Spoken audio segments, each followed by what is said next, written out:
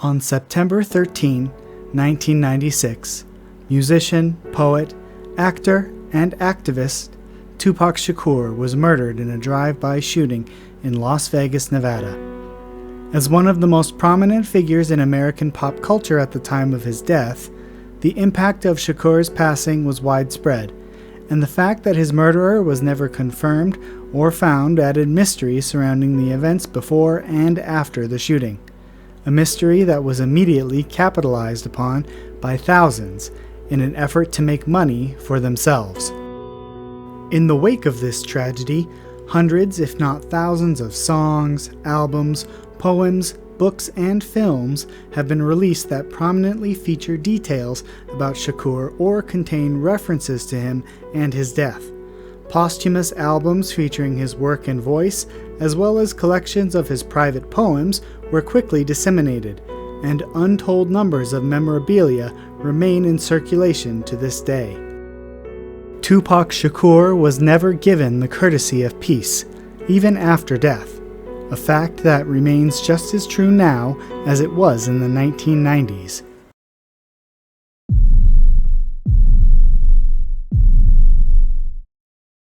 On June 5, 2026, Summer Games Fest held its keynote presentation, showcasing a large number of upcoming video game titles to be released in the coming months and years. Among those titles was Stranger Than Heaven, an action-adventure title about gangs in Japan, developed by RGG Studio, the famed makers of the Like a Dragon Yakuza series.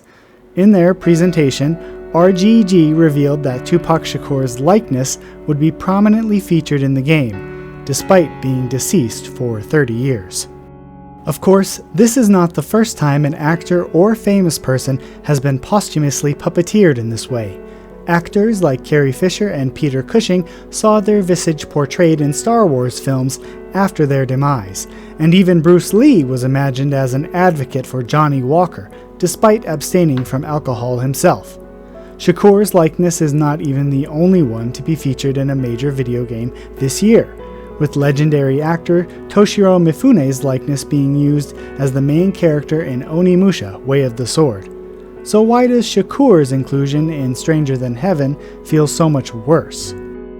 I argue that it lies in several key areas: the nature of Shakur's death and its relation to the subject matter of the game, legal battles over rights to Shakur's estate, the fact that Shakur had no say in the matter, and the long history of the commodification of the black body post-death. In Resurrecting the Black Body, Race and the Digital Afterlife, author Tanya Sutherland states, "The use of digital technologies to reanimate the dead, understood here as a resurrection practice, raises a complex set of socio-cultural and ethical concerns, particularly around issues of spectacle, commodification, carcerality, and the black body as souvenir and memory object. Closely related to notions of symbolic immortality and digital immortality practices, digital resurrection is a modern phenomenon that uses a combination of innovative technologies and digital manipulations, and marketing appeal to construct a domain in which the deceased appear wholesale in new contexts as though alive today, and in some cases as though consciously aware of their own demise." As noted earlier, Stranger Than Heaven is about gang violence in Japan, but more than that, it is about how the protagonist goes on to found the Tojo clan, the largest and most powerful gang within the Like a Dragon games. The fact that Shakur was himself a victim of the type of violence that the Tojo clan goes on to perpetuate makes his inclusion in the Tojo's founding chapter astonishingly distasteful. RGG Studios' explanation of his inclusion and depiction is lacking as well, with them telling Game Informer, "Well, if Snoop Dogg and Tupac have this relationship in the game together, you'd probably cry about that because it's so cool." Positioning Shakur's specter as a mere tool to elicit emotion is one thing, but RGG Studio is aiming to go beyond a simple depiction of who Shakur was in life, stating within that same interview, "We wanted to try to envision who Tupac might be now, and we did this with the full approval, step by step. going through the family to make sure that everything met it. We wanted to say, okay, if he was still alive now, 30 years later, how would he act? How would he express himself in that way? That's what we're trying to, not going into his past, but rather his potential future. One problem with this approach comes in assuming to know how Shakur's ideals or politics would present themselves today. He died 30 full years ago. It is impossible to know how his positions, demeanor, or appearance would have evolved. It is arrogant to assume such things, and RGG's insistence on doing so is baffling. By utilizing Shakur's likeness to voice their own ideas, they commodify him and reduce his inclusion to mere spectacle, a critique that echoes Sutherland's observations. But this isn't the first time Shakur's countenance has been paraded in public either. At Coachella in 2012, a digital recreation was placed on stage alongside Snoop Dogg and Dr. Dre to perform some of his songs. Sutherland describes it thusly: "So too was Tupac Shakur resurrected in hologram form from the dead, expected to perform. He was set to dancing, set to singing, set to play the role of a shucking and jiving, oil-slicked, shiny, brawny black body, forever enslaved by the fetishism of the white gaze, just as Michael Jackson was, to the rhythm of his own music." In the absence of Shakur himself, his estate controls the rights to his likeness.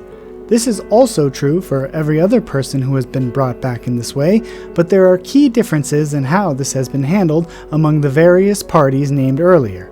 For Fisher and Cushing, their inclusion was in a long-running series that they themselves had already been part of in life.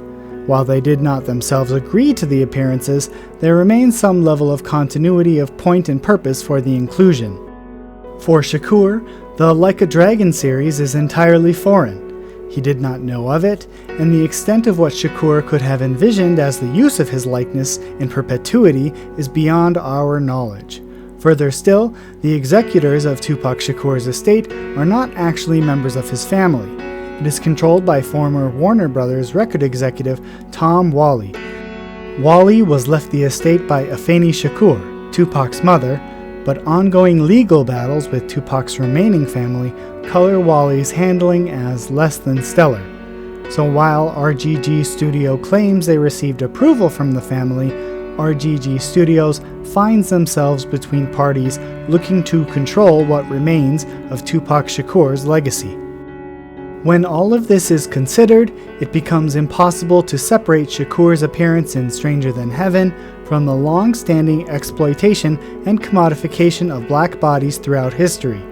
As noted in Resurrecting the Black Body, Race in the Digital Afterlife, Harvard restricted access to and profited from images of slaves in compromised positions, though they have since relinquished ownership. Entire industries and subcultures were built upon photographs of lynchings, and more recent tragedies like the murder of George Floyd have been subject to continual public viewing, all while being used by corporations for marketing ends. Violence against black people is continually dredged up for some other purpose, removing the humanity of those involved from the equation. While I suspect few in the general populace understand or know about the history of this commodification, sentiment against Tupac Shakur's inclusion has been comparatively large when stacked up against Toshiro Mifune's likeness in Onimusha. There are likely a multitude of factors for this. First, RGG Studios' recent troubles should not be discounted when examining why backlash to Shakur's incorporation has been met so loudly. Once considered a studio that could do no wrong, RGG has had several missteps in recent memory that could have turned many against it, such as the removal of trans-related quests and including an actor in its game who was admitted to sexual misconduct because he seems like a creep. Second, the circumstances surrounding Mifune's appearance are much less immediately recognizable as unsavory. His likeness is managed by the company he himself set up, Mifune Productions, and there are no ongoing concerns about its management. Additionally, the way he is used, as an actor portraying a role in a piece of media, does not aim to reveal some truth about Mifune as a person, past or present.